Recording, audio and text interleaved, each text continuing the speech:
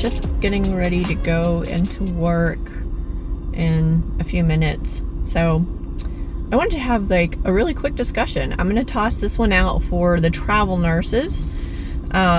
This is kind of a varied topic in my experience, and the ability to go along with it is kind of dependent on the individual. But my question to you is, how much float is too much on your travel contract?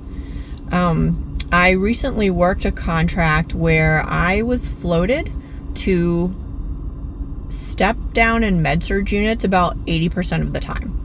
And I know that because I started tracking it.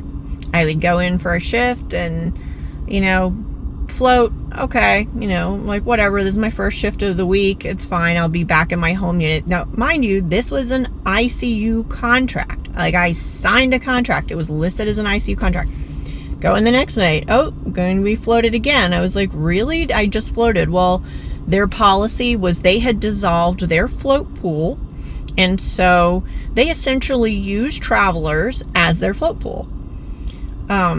Floated again. So I literally started tracking, and I had messaged my recruiter, reached out to ask. I was like, is this a contract violation? The contract I signed was for an ICU. I'm not being used as an ICU nurse. Like, I'm being sent to Med Surg and Step Down. Recruiter said, no, it's not a contract violation because they can use me in any capacity they feel. And as long as I'm not being used above something that I'm comfortable with, or what my skill sets are, or my specialty or whatever, I am not in any kind of a contract issue. So I ended up staying through this contract. I really didn't like it.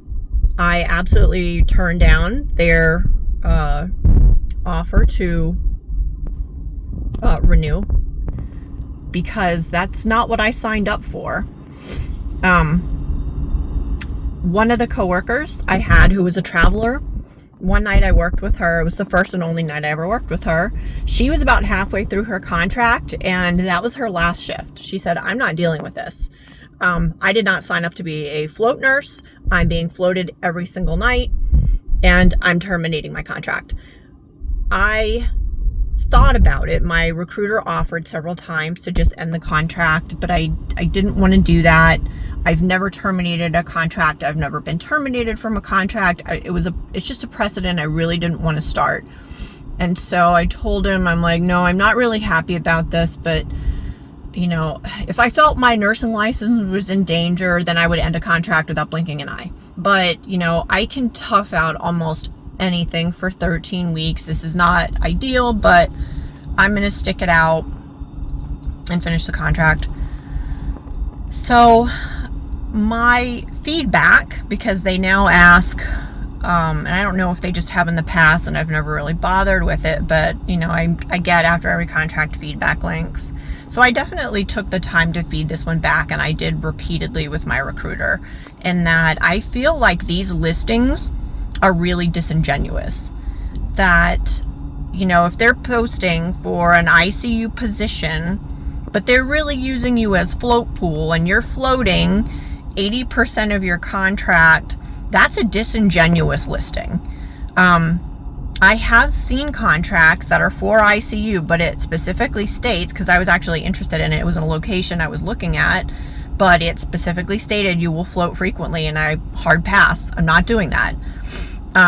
Float is usually always a thing for travelers. Travelers are first to float almost everywhere. I've always worked contracts where I'm floated at least maybe once a month, but usually like one float and you're good for a couple weeks.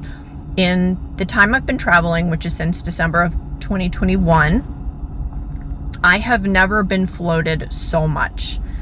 And I kind of ask myself, is it something that I'm willing to tolerate again? But I also kind of now stipulate in my contract negotiations, I actually have my recruiter ask with the account managers, how often are you floating your travel nurses? and I want a definitive answer to it. Whether or not I would continue a contract where I'm being floated that much again, I don't really know. I think it would depend on the facility, how happy I was there. I just kind of ended up toughing out that contract because I was floating to some of the same units over and over again every single week. So I actually developed more of a camaraderie with the coworkers to the units I was being floated to rather than my home unit. I actually felt like a complete stranger on my home unit. By the end of 13 weeks, you're kind of friends with like everybody. You've sort of gotten to know them anyway, but it was a first experience I've ever come across floating that much. And, I've been in a couple travel nurse groups. I've really like scaled that stuff back because nursing is, people are definitely big opinionated and it is a potentially toxic culture. I don't understand that. But the ones that I'm still in, the people have asked, how much float is too much? Do you accept, being floated so often or not at all? And some people are like, you know what? It's the contract. They can do what they want with you. I don't really care. You should expect to float. And some people are like, nope, I'm not putting up with that. I'm not signing up for that. That's not what I joined on for. So it's a very mixed bag. Like I said, I toughed it out. I didn't leave. But one of my fellow travelers absolutely did. She cut the contract short and called it quits. So I was kind of curious as to if anybody watching this, have you been at a contract where you're being floated like at least half, if not more than half of the time? I don't know if my feedback on that facility, like if they care, if it ever actually goes anywhere, but I felt better doing it and giving that honest feedback. And, when facilities go to offer extensions, my experience there makes or breaks my choice. So that was a definite no.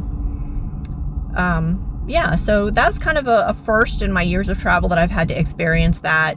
I don't mind floating to other units. I just didn't want to do it as an ICU nurse being utilized in Step-down and Med Surg. I think it's bad enough that I have found in taking ICU contracts that want you to check all the boxes about your detailed skill sets. They want to know if you can do CRRT, if you can do just ventricular drains, if you have experience with LVADs, if you can do Impellas, if you can do balloon pumps. But rarely am I actually being afforded the opportunities for devices at facilities either.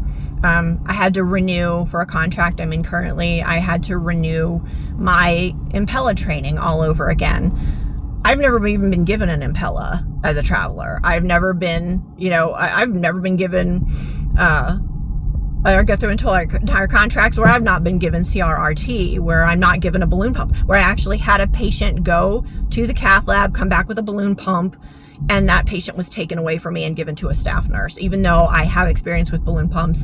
And, they want to ensure you can do all that stuff before they agree to take you on the contract or put in an offer for you, which I find kind of absurd as well. But again, it's travel. I kind of get it. They want their staff nurses to have the experience with those devices. I just think it's another stupid and disingenuous listing where they, make you jump through hoops to do all this certifications and training and make sure all your checklists are up to date. And, the way my company's dashboard now is, it actually has the skill sets that the facilities are looking for, including advanced devices. And it'll actually measure what you checked on your skill set against them and tell you what you're missing. And it's like, the odds of getting this are slim to none. Like in the last year, I've worked 3 ICU contracts. One of them gave me the ability to do CRRT, balloon pumps, Swan Gans catheters. That's it. So I was just kind of curious what everybody's feelings on that are, including float and being utilized for an extensive amount of, sorry, that arm's getting really tired, being used for a lot of float that is kind of not something that you signed up for. Or do you just fall in the camp where it's like, you know what, I'm a traveler, I'm here to fill in the dots, including being a makeshift float pool for the facility. So weigh in. Tell me what you think. I'd like to hear what other people's opinions are on the matter. Have you quit a contract because of floating or being not utilized in the fashion you expected to be or you agreed to, or do you just tough it out? Let me know, but I'll see you guys on the next one.